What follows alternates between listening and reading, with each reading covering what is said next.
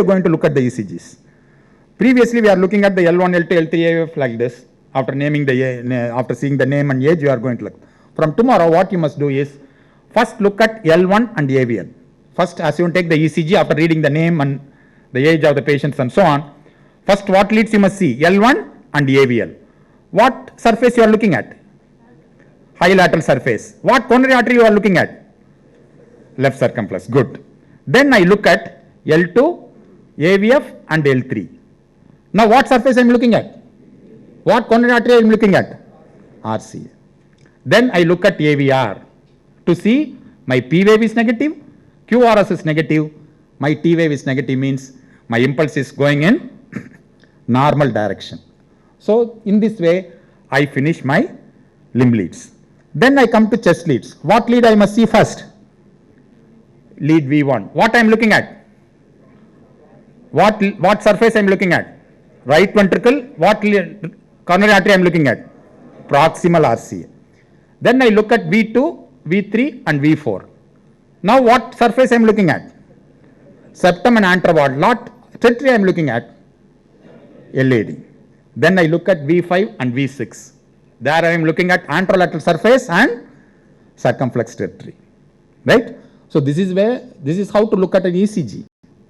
Not like L2, L3 AVF, V1 to V6. L1 AVL, inferior leads, look at AVR, V1, V2, V3, V4, V5 and V6. In this way, you are looking at different surfaces of the heart and you are looking at different coronary artery perfusion territories. Right. So this is once again L2, L3 inferior surface, L2 AVF and L3, L1 AVL high lateral surface, V1 is on the right ventricle, V2, V3 AVF septum and antral wall, V5, V6 anterolateral wall, AVR no man's land, impulses are going away. Right? Any questions? You must ask me question. How many limbs we have? How many limbs we have? How many limbs I have told you about? Any of you, did you ask me what's happening to my right foot? I never mentioned anything about right foot. I keep on telling right upper limb, left foot. Right upper limb, left foot. But you always connect an electrode on the right foot. Without connecting electrode on the right foot, you cannot record an ECG. What's happening to the right foot? So right foot, we are not recording anything. It's a ground electrode. The impulses we are getting, it's only from the left foot and not from the right foot. But at the same time, to complete the circuit, you have to connect the electrode to the right lower limb, and we are not getting anything from the right foot. So that is your ECG. Shall we go to the my self-test? Self-test is not for you. Self-test is for me. Right. Ready, Rajagopan?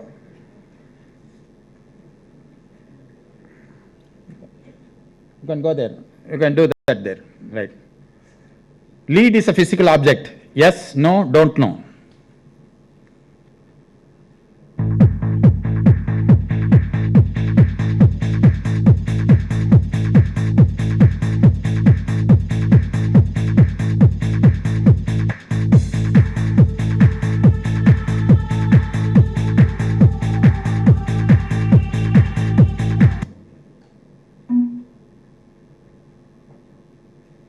Excellent. 77, right. The lead is an imaginary line. Right, next.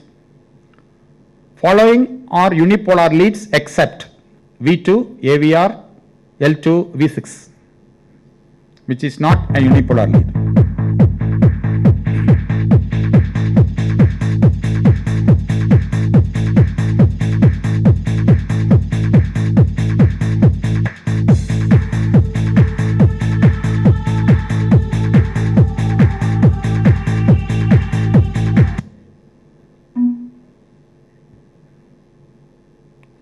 Excellent. Still it is not 100%. Next. Lead L1 and AVL represent anterior surface, anterolateral surface, inferior surface, high lateral surface.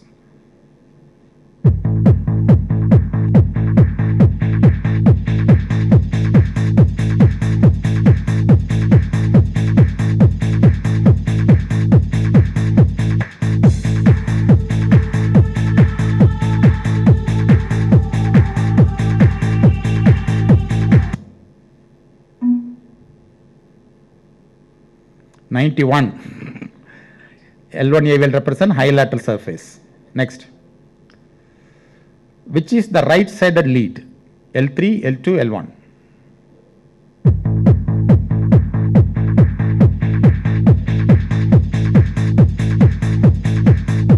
Why only 150 are answering?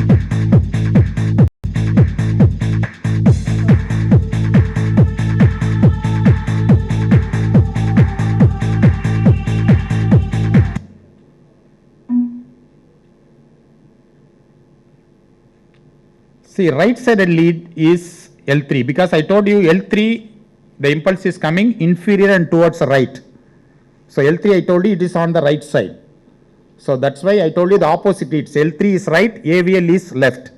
So L3 is not, the right side lead is not L2. L2 is an intermediate lead, whereas L1 is a horizontal lead. So L3 is a right sided lead.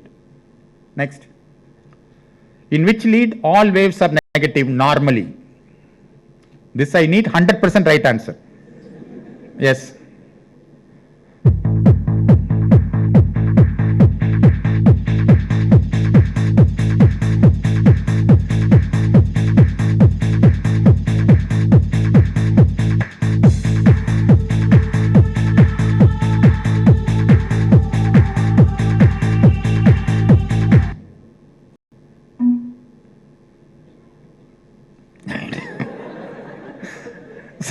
Still some people have some doubts. AVR shows all waves negative. All impulses are going away from AVR. Next. The ECG depolarization direction, I'll show you the ECG here. So I'll show you the ECG now. You tell me.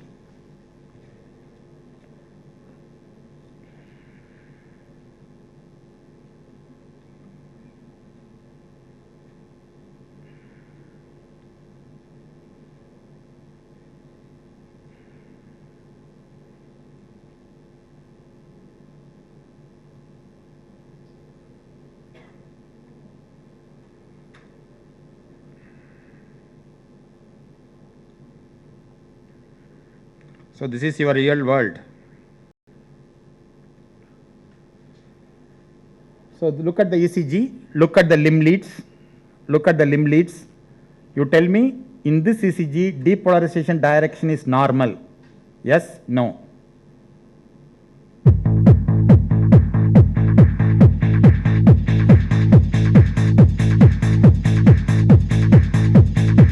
Show the ECG. Show the ECG, Rajagopal.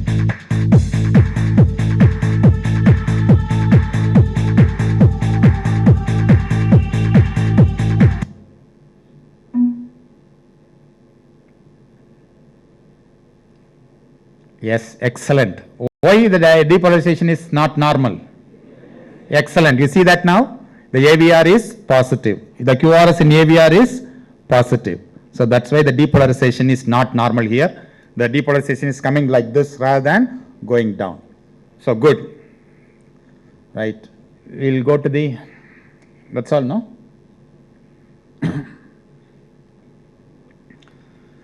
The next chapter is going to be for a change EC. For a change, the next chapter is going to be EC, where you are going to calculate various waves.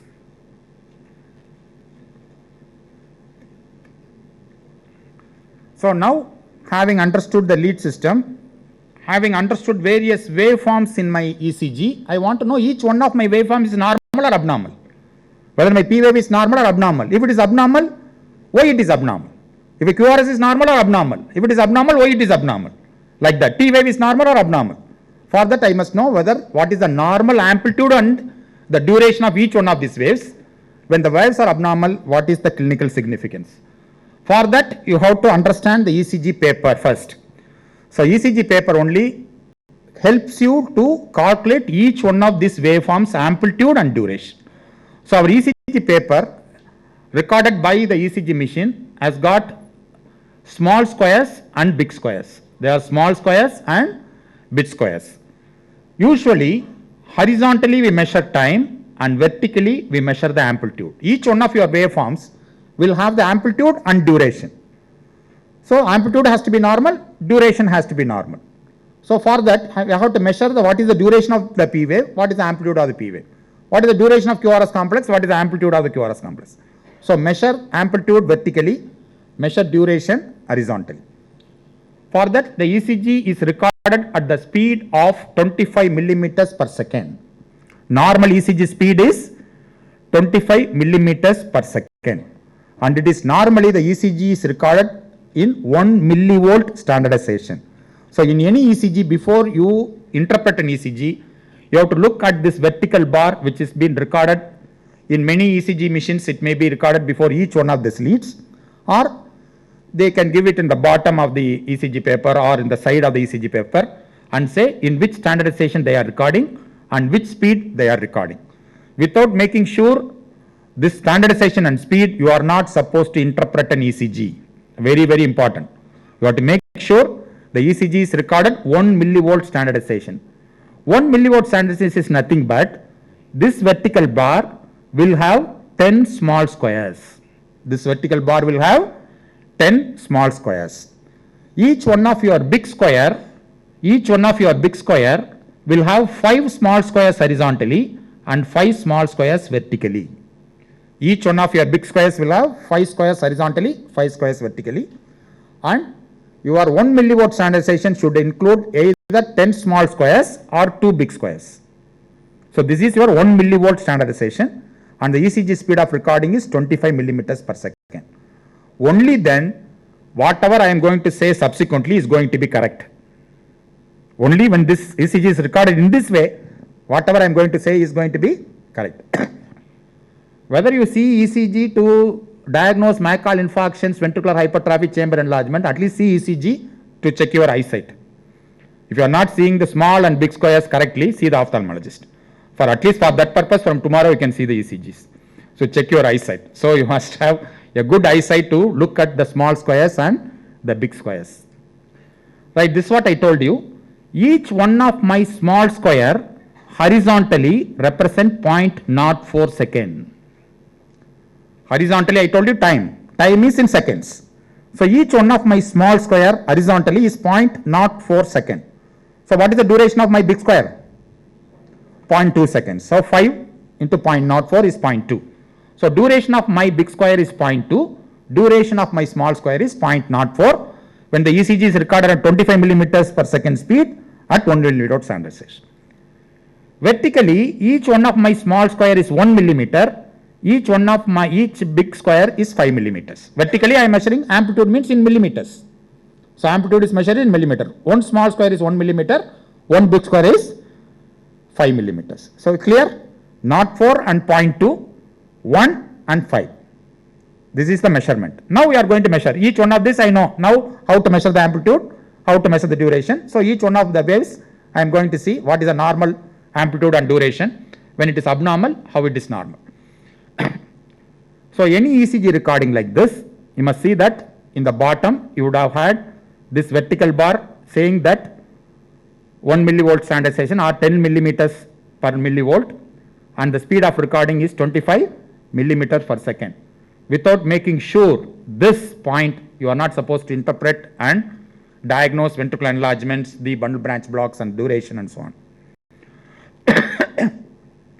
Now we are going to measure each one of my waveforms and say whether it is normal or abnormal.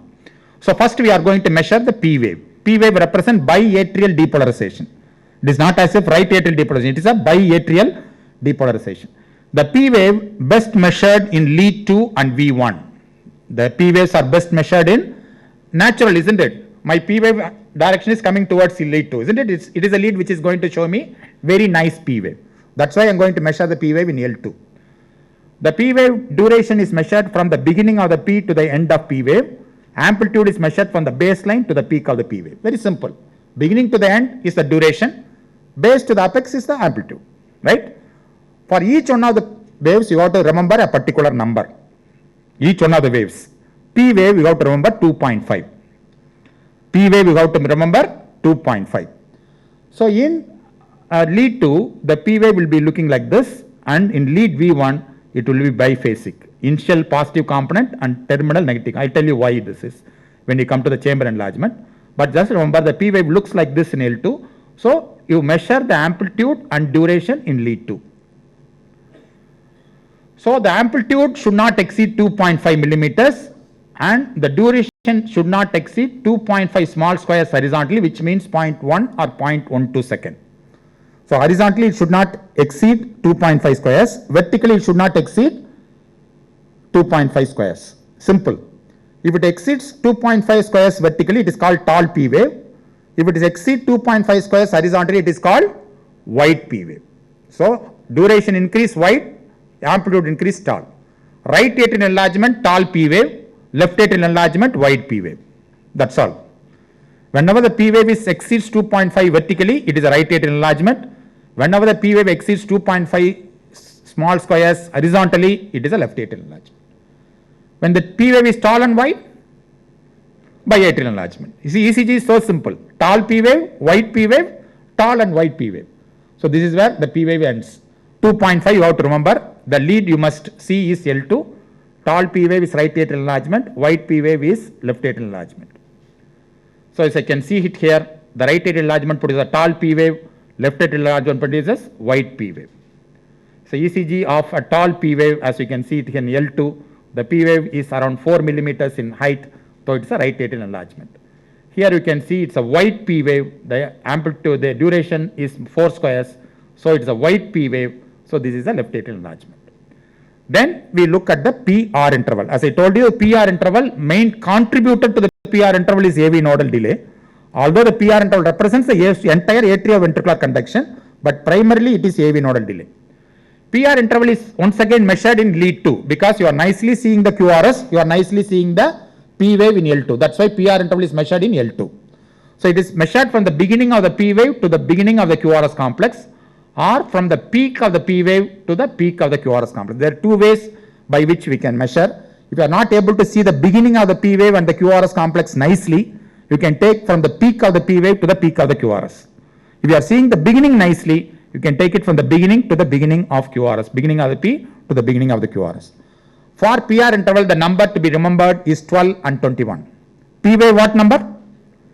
2.5. So PR interval 12 and 21. 12 reversal is 21, isn't it? The PR interval should not be less than 0.12 second and should not exceed 0.21 second. Right? So the PR interval, as I told you, the PR interval, entire atrioventricular conduction by contributor is the AV nodal delay. So 0.12 to 0.21 second is normal. If it is less than 0.12 second, what does it mean? But that means my AV node is not giving delay, isn't it? My PR interval is short. My PR interval main contributor is AV nodal delay. That doesn't mean my PR interval is very short. The P wave is immediately followed by the QRS complex. That means my AV node is not giving delay. Why it is not giving delay? It is bypassed. It is bypassed by another pathway which is called accessory pathway. Sometimes in addition to AV node, you have some accessory pathways which are connecting atrium to the ventricle. So the impulse, since it is coming through the AV node, when it goes through that accessory pathway, the accessory pathway will not give any delay. So the entire P wave will be immediately transferred to the ventricle. So we will have a short PR interval. So whenever you have a short PR interval, you know the AV node is bypassed. AV node is bypassed by an accessory pathway. Suspect pre-excitation syndrome. The commonest pre-excitation syndrome is Wolff-Parkinson-White syndrome. If the PR interval is long, more than 0.21 second, what does it mean? My AV node is giving excessive delay. It is conducting with a very slow conduction through the AV node. First degree atrioventricular block, first degree heart block is the diagnosis. So PR interval is short, PR interval is long. What is the conditions? As you can see it here, the P wave is sitting on the QRS. As you can see it here, the P wave is coming just preceding the QRS complex with no PR interval at all. So this is a pre-excitation syndrome. Whereas here, as you can see the PR interval from the beginning to the end, almost 7 or 8 squares here, 0.32 seconds PR interval. So it is a first degree atrioventricular block. PR interval is long, PR interval is short. Then we come to the QRS duration. Ventricular depolarization. QRS represent once again biventricular depolarization. The QRS is usually measured either from L2 or lead V5 or V6. Because as I told you, the impulse will be coming left and inferior. So your L2 will show a nice QRS complex. Your V5, V6, because the impulse is coming towards the left ventricle, your V5, V6 QRS complex will be very good amplitude. So you can see that there. So V5, V6 are L2. The QRS duration is measured from the beginning of the Q to the end of S wave if it is present, or the end of R wave if the S wave is not present. Many times what we do is, we do not include the S wave in the calculation of duration. We measure from the beginning to the end of R wave. If the S wave is present, that also should be included. If second R wave is present, R dash, I told you in certain situation R dash, if the R dash is present, that also should be included in the QRS duration measurement. So beginning of the QRS to the end of S wave is the QRS duration. From the baseline to the peak of the QRS is the amplitude measurement. So for QRS, you have to remember the number of 0.08 second. 0.08 second is the normal duration of QRS. So as you can see that, you have millions of cardiomyocytes which are depolarized within 0.08 second. That's it, because your Purkinje fibers are conducting impulse at the speed of 4000 millimeters per second. They are depolarizing entire myocardial cells within 0.08 seconds. So whenever my QRS duration is wide, my QRS duration is 0.16 seconds. What does it mean? What does it mean? My QRS is wide, big. That means my entire heart is not depolarized by specialized conduction system, isn't it? That means one portion of my heart muscle is getting a slow conduction. If my specialized conduction system is blocked, one portion of my heart has to be depolarized through the muscle, not by the Purkinje fibers, bundle branch blocks. So whenever the QRS complex is wide, the condition you must always think will be bundle branch block, because either a right bundle branch block or left bundle branch block, either a right ventricle or left ventricle has to be depolarized through the muscle, because for that particular ventricle, that specialized conduction system is not working. So it has to go through the non-specialized system, which is conducting at the speed of 400 millimeters per second. So QRS gets widened. So QRS is widened, bundle branch block. QRS amplitude less than 26 millimeter is normal. If it is more than 26 millimeter in V5, V6, indicate ventricular enlargement. Ventricular, the heart has become larger, either it's hypertrophy or dilated. The amplitude of the QRS is abnormal. So the QRS normal amplitude can be abnormal in enlargement. QRS duration can be abnormal in bundle branch block. It can be wide, it can be tall. Tall is ventricular enlargement, width is bundle branch block. That is QRS. The number to be remembered for QRS is 0.08 second. Right. Now you can look at this here, the ECG here. See the QRS duration, QRS amplitude here, 1, 2, 3, 4, 5, 6, 7 or 8, 40 millimeters. What does it mean? 26, exceed 26 millimeters, it is abnormal. So this in the ECG tells you it's a ventricular enlargement is there. Whereas see the QRS duration here. What is the duration of QRS here? 1 big square. 1 big square means what is the duration? 0.2 seconds. What is the normal duration is 0.08. Here the QRS is wide. What diagnosis this is? Bundle branch block. So now we have seen P wave, PR interval, QRS. Now the ST segment. I told you the most crucial segment in all the ECG is ST segment. So this is the ST segment, is the interval between the end of depolarization to the beginning of repolarization. The most important and the most crucial segment in the ECG does not have measurement. That does not have any measurement. It should not be depressed, it should not be elevated. That's all. The ST should not be depressed, ST should not be elevated. There is not no specific numbers for ST segment at all. If the ST segment is depressed or elevated, it is acute coronary syndrome. So that's why we told you ST segment is a widow making segment. If you do not manage ST segments properly, you will create lot of widows. So that's why it is called widow making segment, because all acute coronary syndromes are going to be manifested by the change in the ST segment. The most important segment, no specific measure, it gently merges with the T wave. As you can see it here, the ST is, you can see that here, this is a baseline. What's happening to the ST segment? Significantly depressed. Acute chest pain with the ST segment depression, or acute chest pain, what's happening to the ST segment here? Elevated. Both are crucial conditions: acute coronary syndrome, unstable angina, and ST elevation MI. So we'll tell you something about that tomorrow. All these things will be told in coronary heart disease about the ST segment and so on. Now we come to the T wave. T wave goes in direction and amplitude with the QRS. It goes in direction and amplitude with the QRS. That means direction is with the QRS. It's upright QRS, upright T wave. Negative QRS, negative T wave. QRS is tall, T wave is tall. QRS is small, T wave is small. Because it's logical. Whatever gets depolarized has to be repolarized. So if a depolarization is bigger, repolarization is going to be bigger. Depolarization is smaller, your repolarization has to be smaller. Whenever your T wave exceeds these 2 points, or it is not satisfying these 2 points, either it is not going in direction with the QRS, or the amplitude is bigger than the QRS or the smaller than the QRS, it is abnormal. So the T wave represents ventricular repolarization. Whenever the QRS is upright, it is upright. It is measured in V2 and V3. Where the T wave is nicely seen, you have to measure the amplitude. There is no duration of the T wave.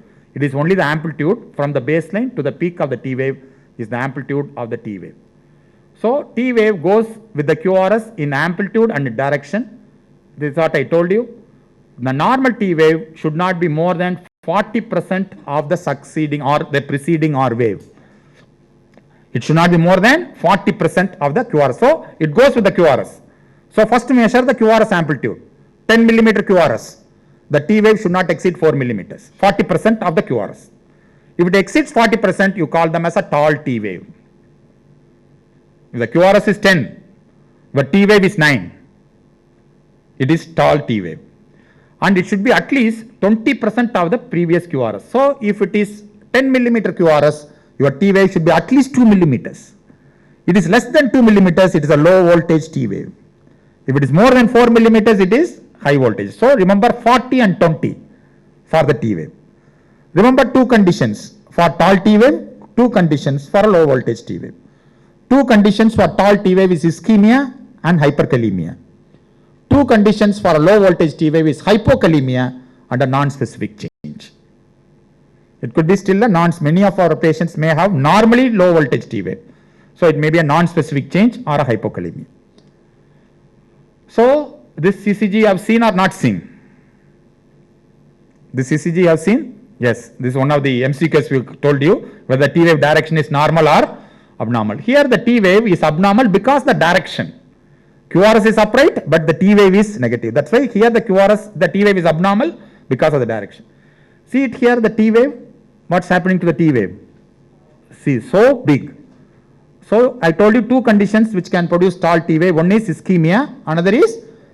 So the differentiating point is look at the contour of the tall T wave.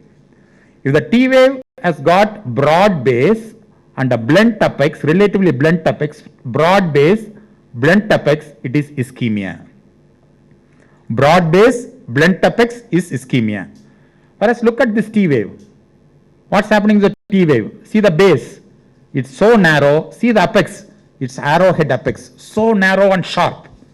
So whenever the tall T wave has got a narrow base with a very sharp apex, it is hyperkalemia.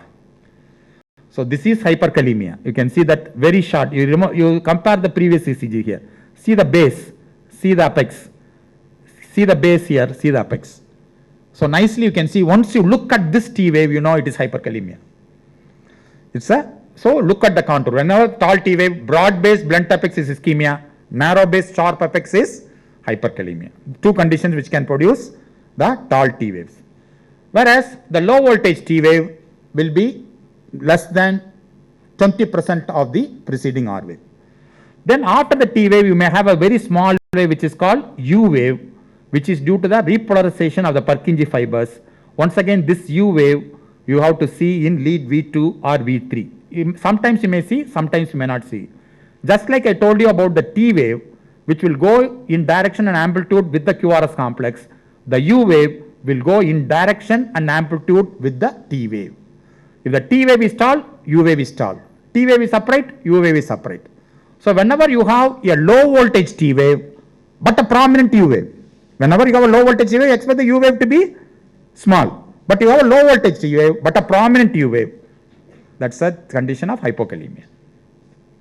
That is a condition of hypokalemia. Whenever you have upright T wave, but the U wave is inverted, it is ischemia, right? Just like our T wave.